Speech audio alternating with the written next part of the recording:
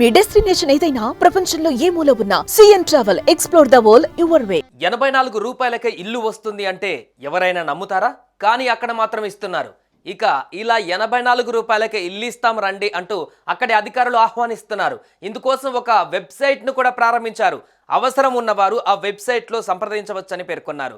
ఇంతకీ అలా ఎందుకు ఇస్తున్నారు? అంత తక్కువ ధరకు ఇల్లు ఎందుకు ఇస్తున్నారు? ఈ ఇళ్లను ఎవరికి ఇస్తున్నారు? ఆ సంగతి ఏంటో ఈ స్టోరీలో తెలుసుకుందాం.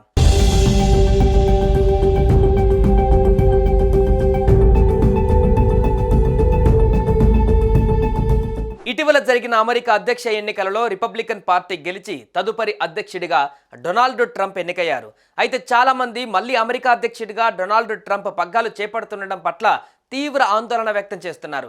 ఇక మరికొందరైతే అమెరికా అధ్యక్ష పదవిలో డొనాల్డ్ ట్రంప్ కూర్చోగానే తాము అమెరికా వదిలి ఇతర దేశాలకు వెళ్ళిపోతామంటూ పేర్కొంటున్నారు. ఈ నేపథ్యంలోనే ఇలా అమెరికా నుంచి వలస వెళ్లే వారే లక్ష్యంగా ఇటాలియన్ ద్వీపంలోని ఒక గ్రామం ఆకర్షిస్తోంది. తమ గ్రామానికి వస్తే $1కే ఇల్లు ఇస్తామని బంపర్ ఆఫర్ ప్రకటించింది.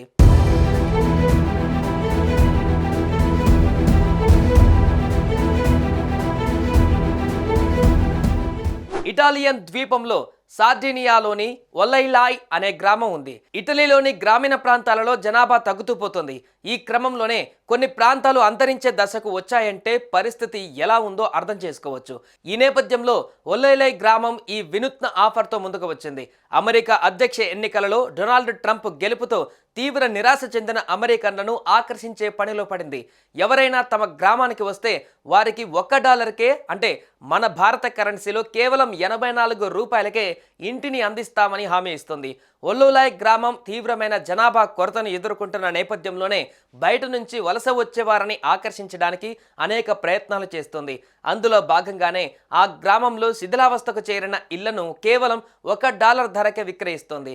దీనివల్ల జనాభా పెరిగే అవకాశాలు ఉన్నాయని భావిస్తోంది.